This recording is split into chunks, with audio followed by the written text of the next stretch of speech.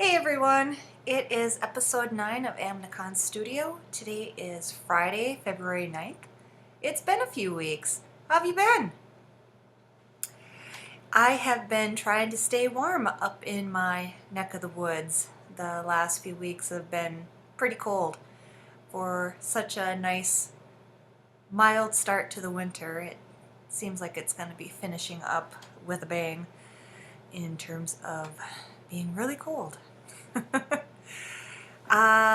Works in progress. Let's just dive right in. I only have one thing on the needles, which is part of why I didn't record last week.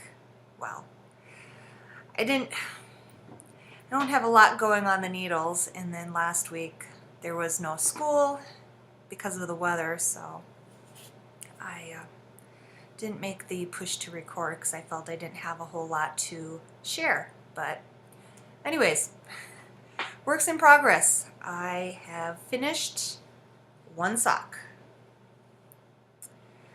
This is Nitpicks Felici in the Eclipse colorway, US size 1, 2.5 millimeters. The socks that I said I was not really keen on the colorway because the black looks kind of washed out, even though in this light it looks like a beautiful dark jet black. Not the case. I kind of powered through these after making it around the gusset, and I don't remember when I finished this one, but I took a few days off before casting on for the second one, and I am this far on the second sock, maybe 3 inches. I'm doing the cuff on size zeros and the body of the sock on US 1, 2.5 millimeters. These are the Chalgu shorties that I recently got. I'm still not 100% sure if I like knitting on these yet, but I am going to try making the heel flap and gusset with DPNs with this sock rather than trying to finagle the stitches around on. Actually, I can't remember what I did with the last one, even though I took notes. Oh, I did a second circular needle and then somehow maneuvered around. But yeah, it's just not a whole lot of progress on it. When I do knit on it, it's a few rows when I sit down for the evening watching TV. I think I need to find a new project because this isn't, I guess there's a show on Netflix. This does not spark joy. Is that how it goes? Spark joy or happiness? I don't know if it's just because it's just stitching. I don't have to really think, mindless. Maybe it's too simple and I'm bored. I don't know. Before I started that sock, I started making crochet topped dish towels. The towels are Pioneer Woman.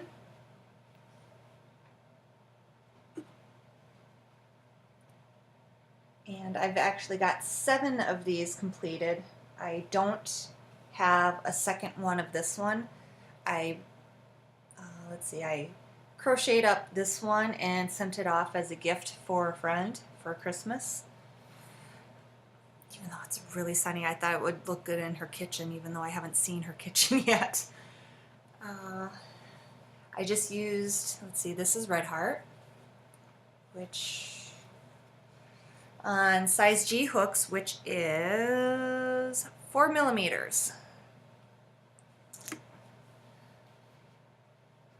Red Heart. This one I used Karen's Simply Soft, and you can definitely tell a difference in the yarn. And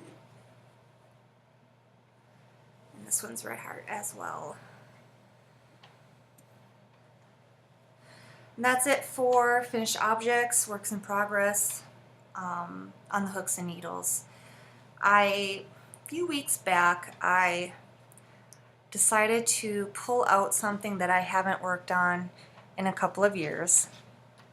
And I can't remember if I mentioned this on the last episode, but back in 2016, to backtrack a little bit, I watch Around the Twist with Karen, and she was sharing a project she had from the Frosted Pumpkin Stitchery, and I actually can't remember what her project was, but she said they had mystery stitch-alongs every year, and I thought, well, that looks really cool. Maybe I will try that, because I know how to cross-stitch. So when it came out, it was called the Happily Ever After Mystery Stitch Along, and it was fairy tales and little stories, one square for each month of the year. And oh boy, I cannot remember what the first one was called. It's got an owl and a kitty in a boat. And I remember writing a blog post about this, but I cannot remember what it's called.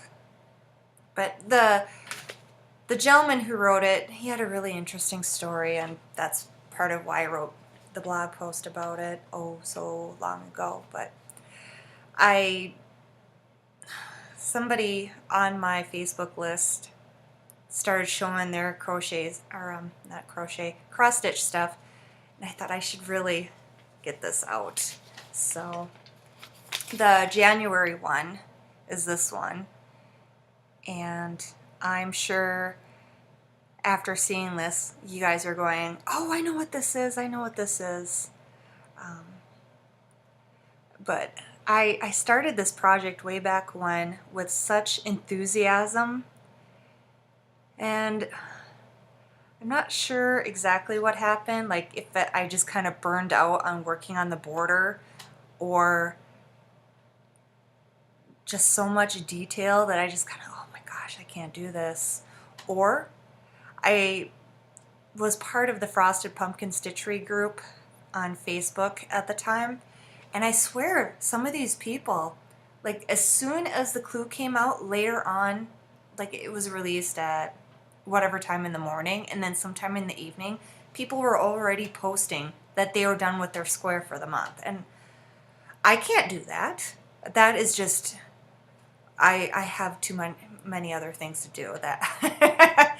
Even though it wasn't a competition, I think it was starting to feel a little bit like a competition. There was just no way I could keep up with that. But so, as you can see, way back when I started I made the center panel and the border, and then I started working on the January square. And I don't have the entire thing printed out, but this is the gist of what the border looks like. Let's see.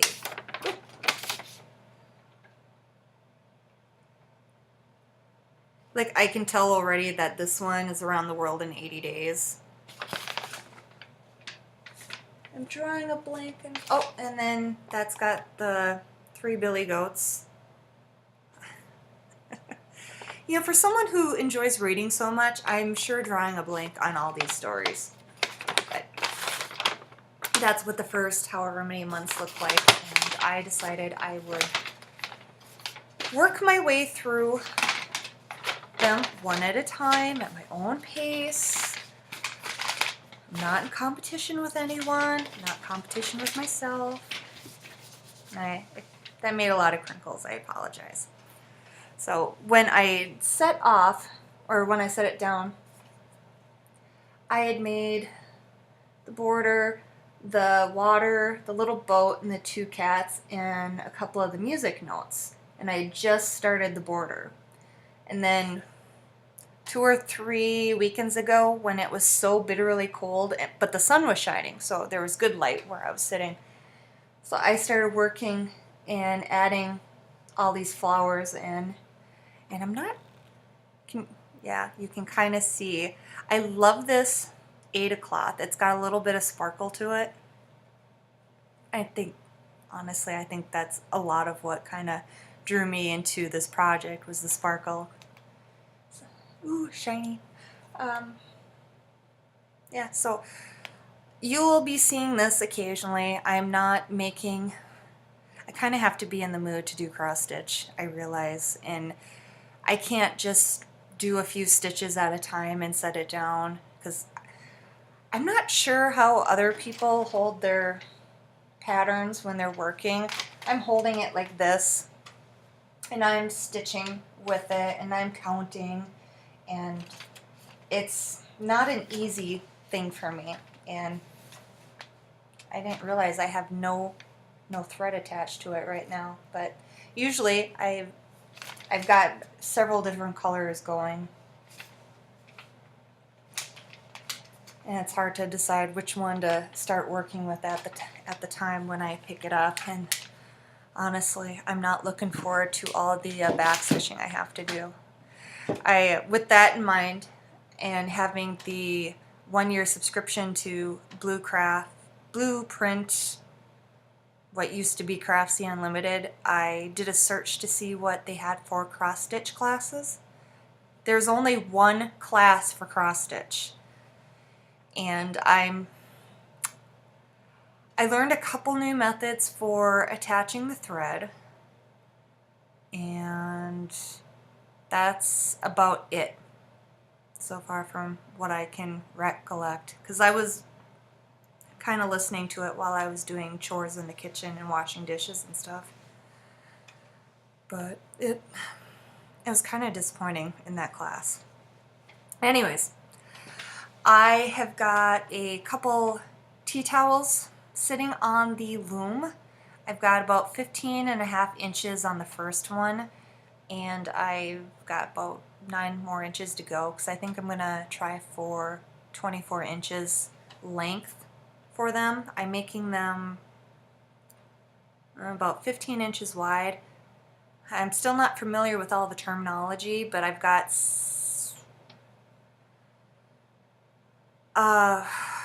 let's see, I ran 68 loops through. So it's over 120 some ends if I'm doing my math right. 136? No. Anyways, I did for what I thought would be about 15 inches wide, and that one's been a little slow going. I learned that my chair that I sit on in the living room is not the most comfortable for trying to weave, because I feel like I'm really reaching out for it to work on it, and I get a little bit of a sore back from working with it, so that has been pretty slow going, although the first 10 inches or so went really fast. I may need to start working that while sitting in a kitchen chair. We will see. Also, I want to work through the Angela Tong weaving class on Blueprint again, so I can see what I need to do when I finish that first tea towel, because I thought I knew everything when I made that first set of tea towels, and I've still got a lot to learn. Let's see, I've got all that stuff done. Another reason why I don't have a lot going yarn craft wise is I'm still cranking along on quilty stuff. Once again, something from way back when that I had started working on, and I'm quite cognizant of the reason why I stopped working on this one. It was the Pat Sloan Solstice quilt along. that happened probably 2016 again. I was very enthusiastic when I first started it because I didn't hear about it right away until a friend told me that it was going on, and I thought, oh, I'll give that a try because it's different quilt squares and go at your own pace, 1 square a week. And the first however many quilt squares were all uniform in size, and that was fine and great. And then she started throwing in some different sizes. Like, I think there's 2 18-inch ones, and then there's one that is 36-inch by 36-inch, and I forgot to grab that one. But it kind of burned out the desire to continue on with this, and the squares got put away, and I didn't look at them for a really long time, even though I was very proud with how well I did it with them, being a newbie quilter.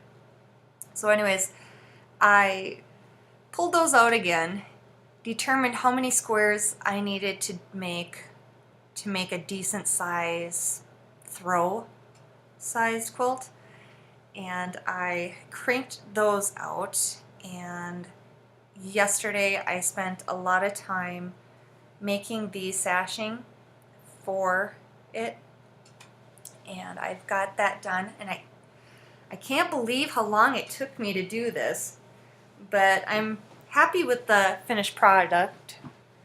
I gotta stand up again. See how well this comes out.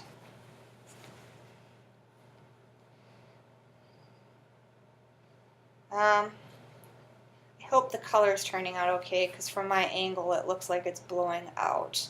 And I'll have a picture of this up on my blog, amnaconstudio.blogspot.com. Let's see.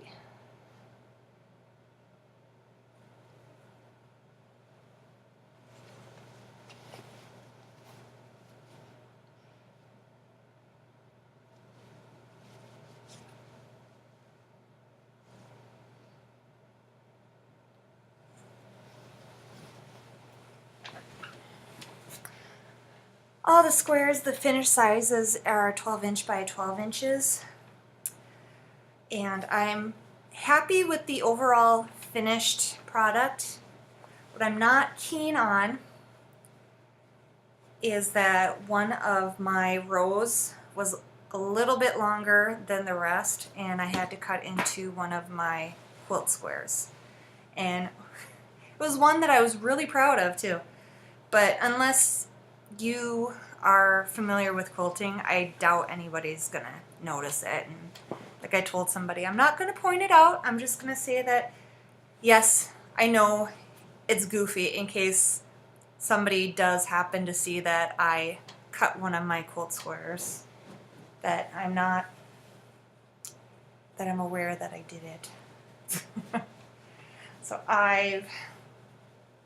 now I've got to find a color for the quilt backing, and I've got to make binding, and I hate binding. I really hate it because I inevitably am learning to do the method where they cross over like that rather than being butted up next to each other, and inevitably I put one on backwards. So it's just, I have to be patient, and no matter how careful I am, I always end up ripping something.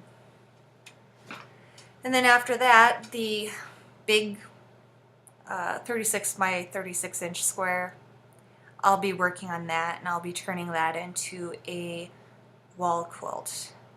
And then I'm debating on this. I wanted to practice free motion quilting before actually free motion quilting a quilt, but the way things go for me, I don't know if I'll have time to actually sit down and just mess around with practice squares. So I'm debating on whether to try my hand with that on this quilt, because it's not going to be a gift, and it's just going to be something that's around the house or that I keep in the car. And I'm really happy with the colors and everything and how it turned out, but yeah, I'm a little scared that if I try practicing free motion quilting on it, I'm going to mess it up and I won't be happy with the results. But gotta start somewhere, right? I did have a little stash enhancement a few weeks ago too. I was up at Michael's looking for a crochet hook. Didn't find the crochet hook, but some yarn that I have been kind of admiring I saw was on sale for 50% off, and I thought it's now or never. And it's the Karen Pantone.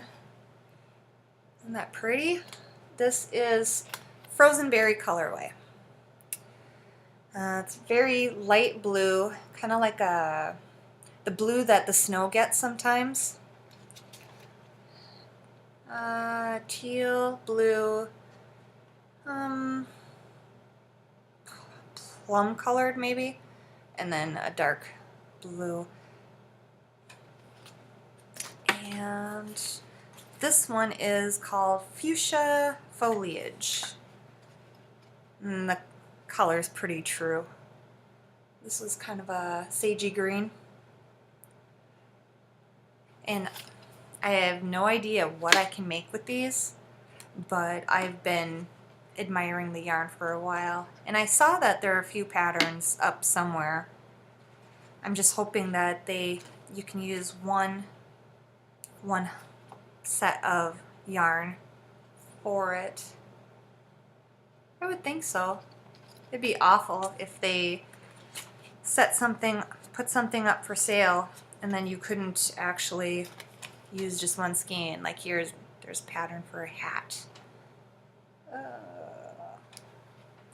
And this one, got it in the blue.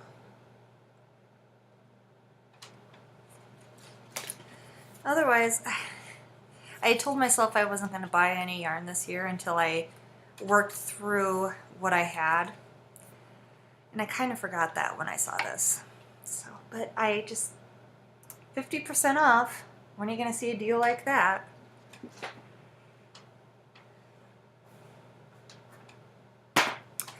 I have been listening to audiobooks in the car.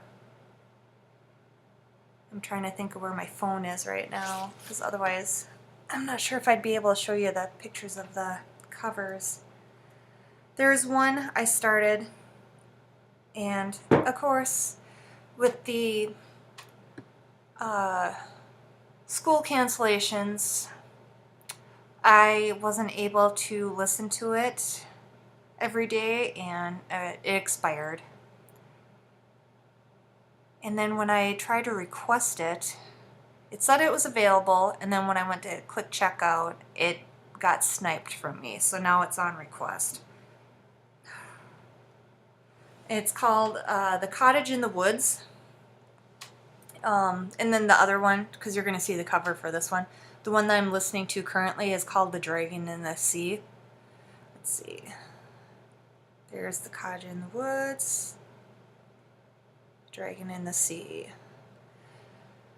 And The Cottage in the Woods is a modern retelling of Goldilocks and the Three Bears. And I grabbed this book because it was available and I needed an audiobook. And I thought, well, that sounds okay. And I started listening to it, and then I couldn't decide if I didn't like the story, I didn't like the main character, or if the voice actor I just could not stand. And that was ruining the book for me, because she had to do everything at the beginning, at least. She kind of mellowed out by the time where I am right now, and I think I'm just, a couple hours from being done with the book. But everything was kind of heightened and excited and a little bit higher than what it should be. And the main character, okay, trying to be concise about this without babbling. That the main character is a governess who is, this is her first job out of finishing school, where she was trained to be a governess. She's going to live in the home of a very good childhood friend of her father's. Her mother died when she was younger, of course. So it's always been just her and her dad sacrificed a lot to make sure that she went to a really good school and had everything that she would need. Not necessarily what you want, but what she'd need.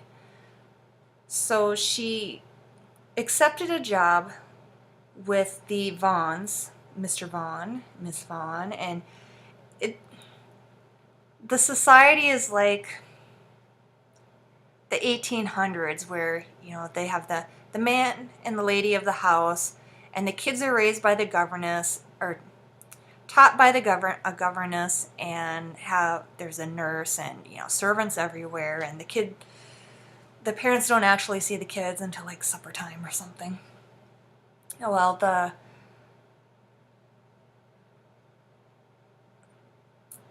the characters are all enchanted animals, the majority of them. They live in the enchanted woods or the enchanted forest, and not all the animals are enchanted. Some, they were born into it. They got it from their parents, like the main character, whose name is Ursula Brown. Or they stumble onto something or eat some kind of enchanted food that gives them enchantments, and then they can speak and talk, and they can do, you know, all the things and be high society. You could tell I still haven't decided whether I like the story or not. So she goes into the home, and she's like an idiot, a bumbling idiot, and I can't tell if the author was trying to like help us see that, you know, everybody makes mistakes when they first start out, or if we weren't supposed to like her or whatever. So I actually wasn't sure if I liked anybody, honestly. I think I forgot to say that the main character and then the couple that she works for, they're all bears. A lot of them are bears. The nurse is a badger. She's an old badger. She's a drunk. And she decided she didn't like Ursula right off the bat because Ursula spotted her drinking from her flask. And of course there's a love interest, Mr. Bentley, and he's the second son of some hoity-toity family, and they kind of fall in love with each other, but it's all very chaste. There's no kissing or hand-holding or anything. It all started out where she disliked him, and then she realized that she liked him, but he had to go away because his older brother was sick, and now he's Lord. And then meanwhile, before the story started,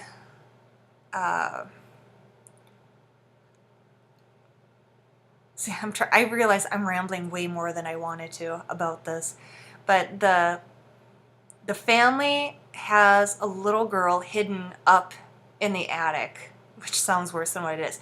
But she broke into their house to steal, but then she fell asleep in the nursery, and they decided they wanted to take care of her and keep her. And then the little boy, Teddy, he decided to name her Goldilocks, because once they got her cleaned up, they realized that she was a beautiful little girl, and she had beautiful hair, and she doesn't talk, and she's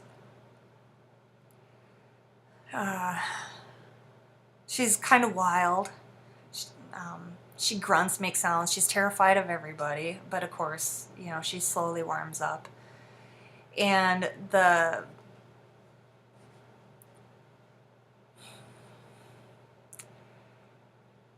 one day after Ursula starts there, she decides to go to town and mail her father a letter.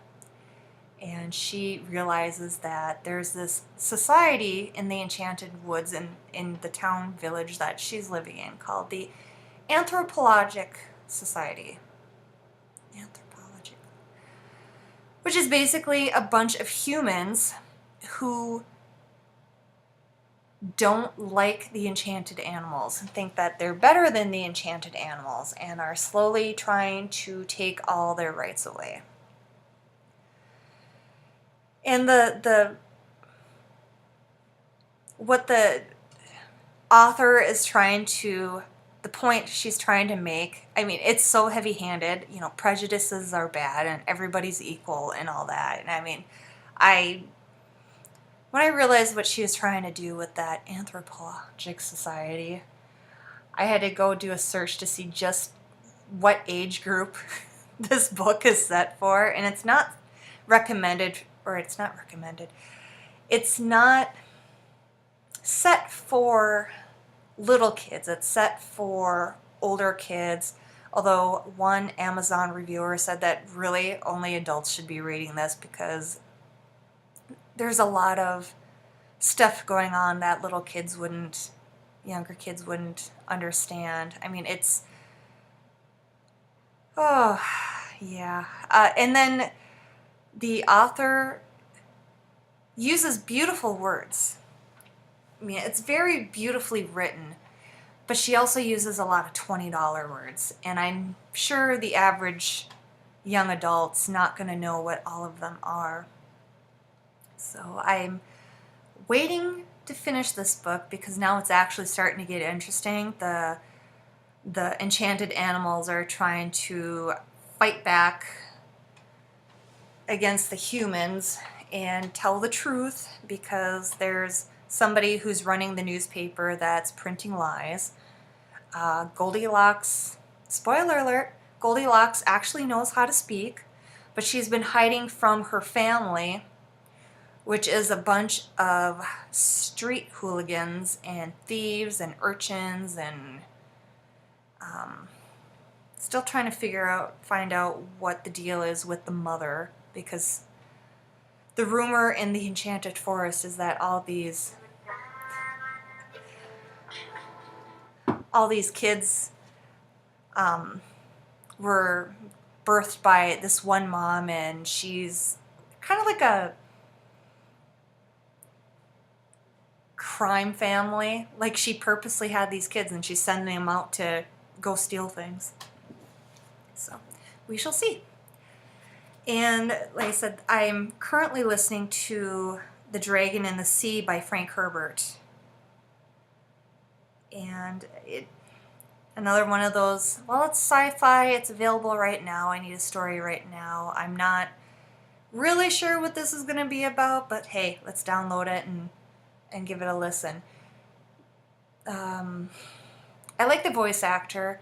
The premise of this one is, okay, it's set in the future, which is actually like maybe 5 years from our current time. And the polar ice caps are melting, oil reserves are being depleted, and I can't remember which country it's supposed to be, or a conglomeration of countries, are stealing oil from the underground oil wells of the oil producing companies. The oil producing companies know somebody's stealing their oil, but they don't know who, and meanwhile they're trying to sabotage who's coming in on the submarines and stealing their oil. Meanwhile, the countries that are stealing the oil knows that there are sleeper agents in their organizations put there however many years ago. So they don't know who's being the double agents and sabotaging the submarines. So they've got a guy who's actually a psychologist, and he invented something. This is terrible. He invented something that will help him detect who could be the sleeper agents on this submarine. So I'm about halfway through it maybe, and honestly, I enjoy the voice actor so much that he could just be reading the newspaper and I'd still be listening. He's got a very soothing voice. He kind of sounds like Tuvok from the Star Trek. I can't remember which series it was that he was on there, but it hasn't. I haven't been listening to it and going, oh my gosh, when is this going to be done? I'm actually kind of paying attention and am sort of engaged. The next one I'll be listening to is Artemis Fowl. If anybody's familiar with that series, I'm not even going to try to say the author's name because I'm sure I'll butcher something because he's Irish. And Artemis Fowl is a series, teenage criminal mastermind who's trying to save the family fortune, find his father, and he figures he's going to do that by trapping a leprechaun and getting pot of gold or a wish. I can't remember which one it is. I've listened to all the books already, but I need something that I don't have to think too hard on right now, and the voice actor on there does a really good job too. So, and I'm currently reading a cozy mystery. I was flipping through the stacks at the library not long ago, and I thought I don't have to think too hard with a cozy mystery. I haven't figured out who possibly could have done it on this one, but this one's called The Big Kitty by Claire Donnelly. And I am about, let's see, page 152 out of almost 300 pages. And it's about a reporter gal who went to New York after college, but now she's going back to Maine to take care of her father who had a heart attack, and she's working at some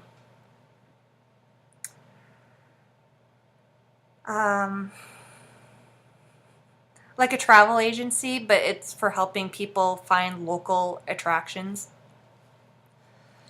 And a woman asked her to help her find her lottery ticket, and of course that woman is the one who wound up dead, and they're trying to figure out who killed her, and they figure the motive is for this winning lottery ticket. There's a sheriff who's not really interested in solving crimes. There's a town constable who's interested in solving the crime, having everybody know that this county sheriff really isn't as all he's cracked up to be. And meanwhile, there's a cat who used to stay with the lady who was murdered, but now he's kind of moved in with the main character, whose name is Sunny, and the cat's name is Shadow.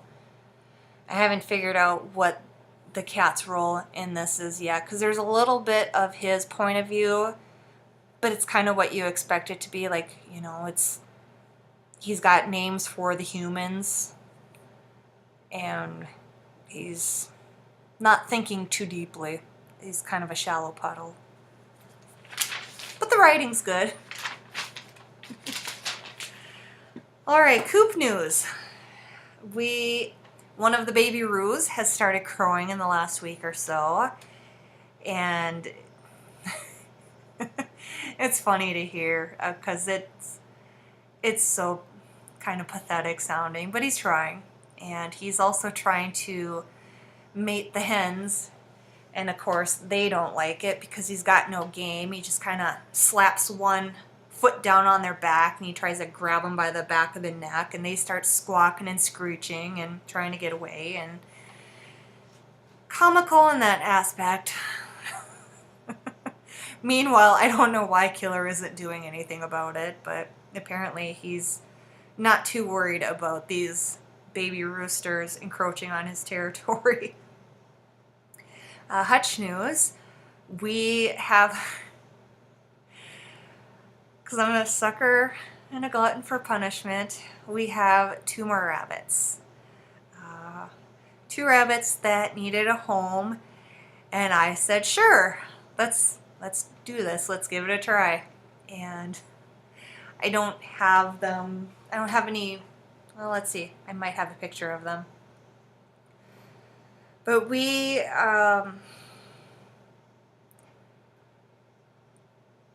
wasn't planning for this. Maybe I don't have pictures of them. I don't. No. One is another. The female is a little black rabbit, and the male is kind of a tawny blonde one. The male is called Thor, and the female is called Loki. And yes, there are stories behind that, but Thor is kind of named Thor to tie in with Loki. And they're very sweet. They're very, you can tell that they were handled a lot. They appreciate being on your lap. They don't run around too much or anything. And I thought they were getting along well with the other rabbits, but the other day I found evidence that, let's just say, Thor is at the low end of the totem pole. So I brought him in yesterday and loved on him a little bit and made sure that he was doing okay, and spoiled him a little bit with food and lettuce and broccoli and cauliflower scraps, and he perked up a lot today. He's doing okay. Actually, we've got him in his own little space out in the chicken coop, and he seems to be more alert and more curious and friendly than what he was in the last few days or so. Because I noticed that he was hanging out in one of the corners of the hutch. I went to go check on him, and yeah. Of course, I would keep him in the house if I could, but that's really not feasible, unfortunately. And the person that I got the rabbits from, when I asked her if she had names for them, and she said, not really. We'd call them either bunnies or honey bunny, and I can't seem to stop calling the one honey bunny, little Thor. Honey bunny, how you doing? Nature notes. We've had a lot of crappy winter weather the last several weeks. Last week, I think we had 3 days of no school, which made for a very happy little man, my son, but too much time in the house. You can't go outside because it's just so cold. I mean, temperature itself was negative 30 something. It might have been. The garbage man told me the weather out here went down as low as negative 40. And then, well, I suppose with the wind chill, it probably feels like negative 60. But yeah, I think we're all ready for winter to be done. Although today, you can see the sun is shining, and it's really beautiful out. It's still in the negatives right now. And I've been doing what I can to keep the bird feeders full out in the front yard and the back, and the birds have been appreciating it. I've been seeing a lot of starlings and blue jays, and let's see, there's nothing out there right now, but I've been seeing a lot of nuthatches.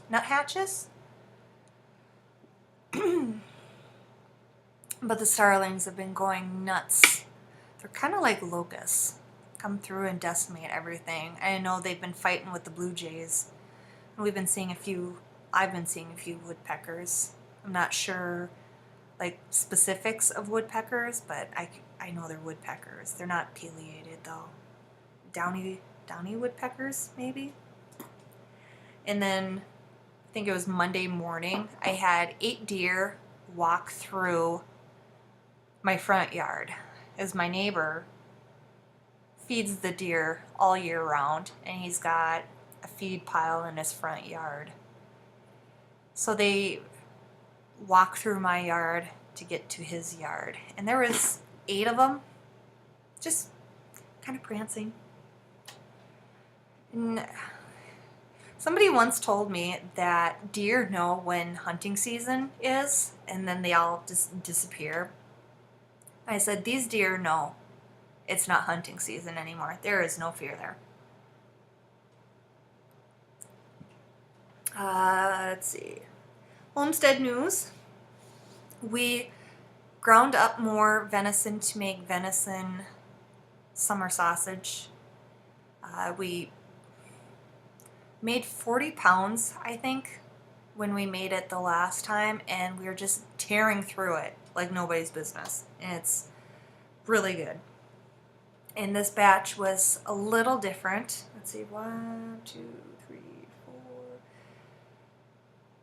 We got about 15 pounds of sausage. We forgot to put the jalapenos in this time.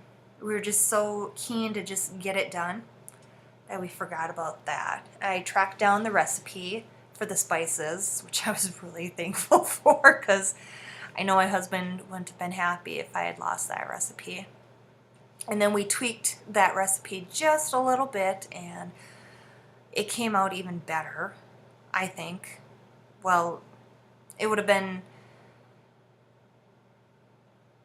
well, let's say it needs the jalapenos, but for the spice stuff, it's right there. And I realized afterwards that there's no garlic in it. And I know for summer sausage that you can buy in the store, that's kind of like a big deal, garlic summer sausage. So I may have to talk to my husband about the next time we try making it to add a little bit of garlic in it. Minced or powdered, I'm not sure. There has not been a lot going in the kitchen. I don't have any excitement for making anything in the kitchen right now, and I'm not really sure why that is. Although this, let's see, today I've got dough in the works for, and I may not say this right, I wrote it down phonetically, pan o shokora. Pan o shokora. Or as I like to call it, pane of chocolate. Chocolate bread, chocolate croissants, the very yummy stuff, but you can't buy it in the store because I've tried and it was horrible. So I tried making it myself a few years ago, and it was really good. It was a recipe that I can make the dough in the bread maker, and I cannot find that recipe now, so I had to do some digging around, and I made this batch by hand, which I actually don't do that often with the bread products because I make the dough in the bread maker and then finish rolling it out, but this stuff is all by hand, and I can't wait for it. I hope it'll be done. Well, actually, I've got 2 minutes left before I have to, I think, do the last rolling, or it's ready to be made. I'm not sure. Time is going by swiftly today. But I still have to go digging for my bittersweet chocolate.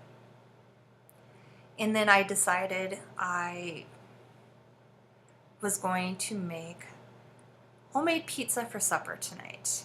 So I went digging on the internet for the Pizza Hut deep dish pizza crust recipe. And I'm gonna make it in the bread maker and then put it in my smaller cast iron frying pan, and my son and I will have that for supper. And he better appreciate it because I don't know what's up with him sometimes. He's funny about what he wants to eat, and I'd be thrilled to have somebody make homemade pizza crust for me. And we don't have a Pizza Hut around here anymore, and I really do miss the deep dish pizza crust. It's that little bit of crunch on the outside. And then I told my friend who sells Pampered Chef, it's like I forgot I have Pampered Chef stoneware. Totally forgot it, even though, well, I didn't spend a whole lot on it because I hosted a party last year sometime. But I bought it with the intention that this was going to be an heirloom thing and I was going to use this to help me on my cooking adventures. And then I put the stuff away and completely forgot about it. And I made, what should I make? I made a cinnamon crumb cake in one of my little pans last week. And then I ended up eating the majority of it because my son decided he didn't want it. And I feel like I'm sensing a theme here. But, well, I was hoping to get this done before that timer went off. But it's, you know, once I start talking, I can talk for hours. So yeah, I need to make the effort to use my Pampered Chef stoneware a little bit more. Last night I used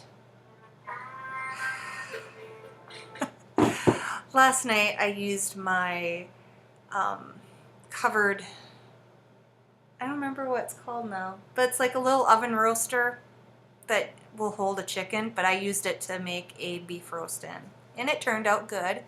And I thought I need to do this more often, but it's just no enthusiasm for making anything in the kitchen, and I'm not sure why. And coffee talk, because I haven't blathered enough at you. Drinking water because I'm trying to be a good girl, although I have a smoothie sitting over on the counter there because I need fruit.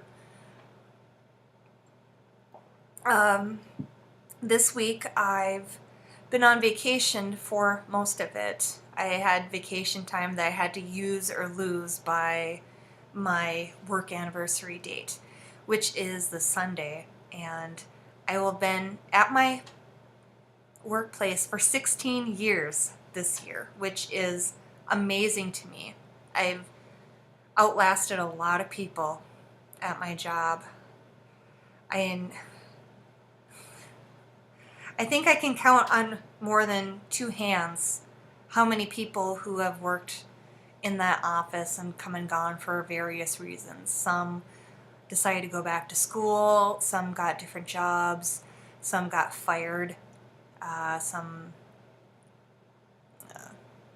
an old editor retired. It's been a ride. It's been crazy. And then my closest friends know exactly what I'm talking about because they've been there with me through it all.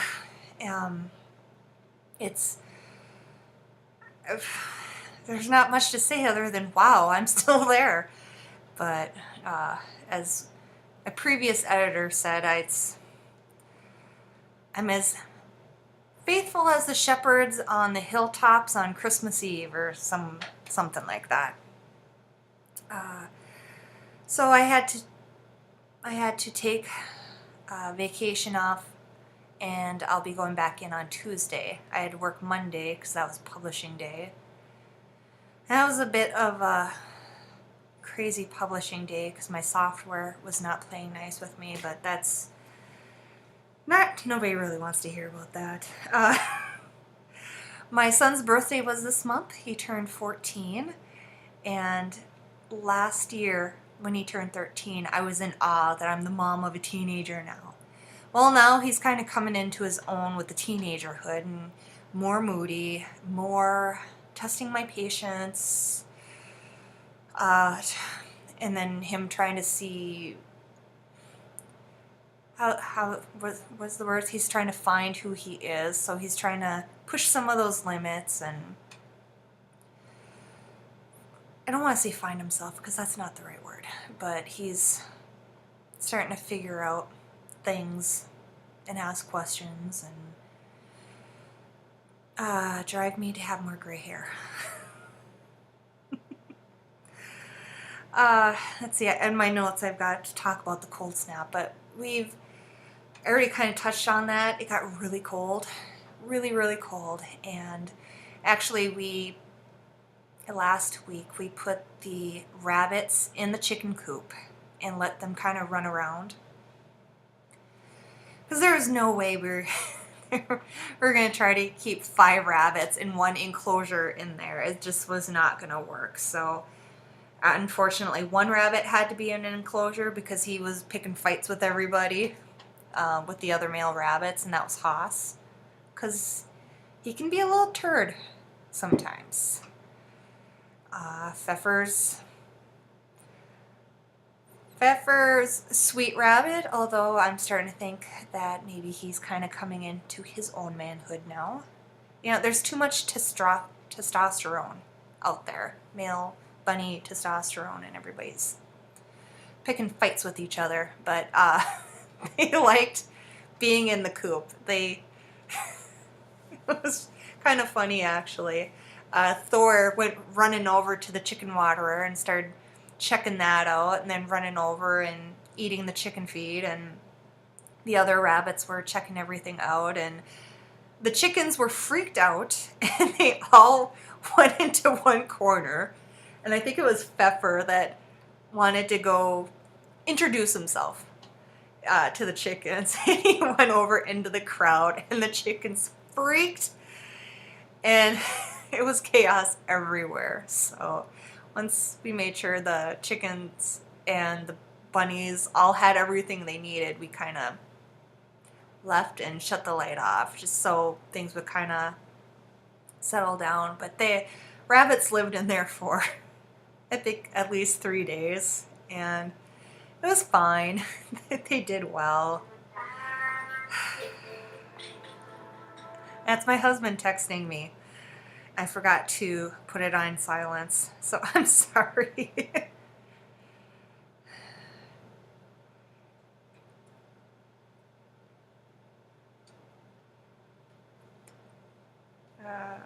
Okay, hopefully that will take care of it. So the rabbits did well with the chickens, but I mean, by the time it was all done, the chickens had kind of accepted that the rabbits were going to be in there, and then the weather got ridiculously nice out. So then we put the rabbits back out in the hutch, and now the temperatures are getting a little colder again, but not as bad as it was then. But at least now we know that putting the rabbits in the coop is an option when the weather gets that bad, because we had the heater on in the coop too, and with all those animals running around, it was really nice in there, actually, temperature wise. It was 20 some degrees. I mean, it was perfect for what it was. And then this past weekend, I was scrolling through on Amazon, and I saw an old movie that I haven't seen, well, since we lived in town and had the Sci-Fi Channel, and it was called Wyvern. And I don't know if the Sci-Fi Channel still does the cheesy, hilarious movies, but that was one from back in the day, and it was awesome. Because once in a while you need a little bit of cheese, right? And I don't know if I had the January blahs this year. Certainly I've accepted the fact that the internet is going to go bat poop crazy come every January. So I have not been playing that much out on the internet, but I think the letdown of the holiday season and the crappy weather we had, there was a lot of gray days. I just had not much enthusiasm for doing much of anything, and I recognized it right away, and I said, I'm not going to push myself to do my hobbies. I'm sure my son and my husband probably are mourning the fact that I have not been very enthusiastic about cooking. It's been very plain fare. And it just, I'm ready for spring. Although on a day like today, it's kind of hard to think, oh, you know, it,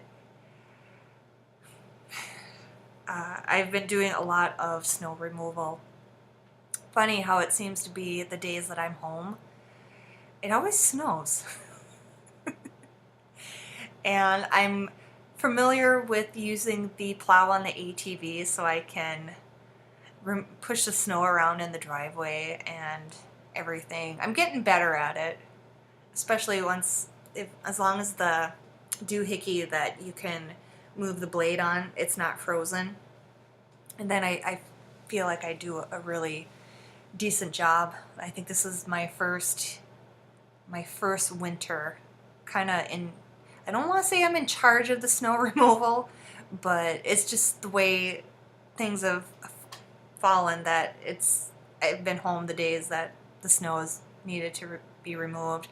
Although this morning, I spent an hour yesterday removing all the snow, and this morning I had to do a little bit more around the mailbox because the plow went by after I took care of some stuff, and the snow it was above the mailbox.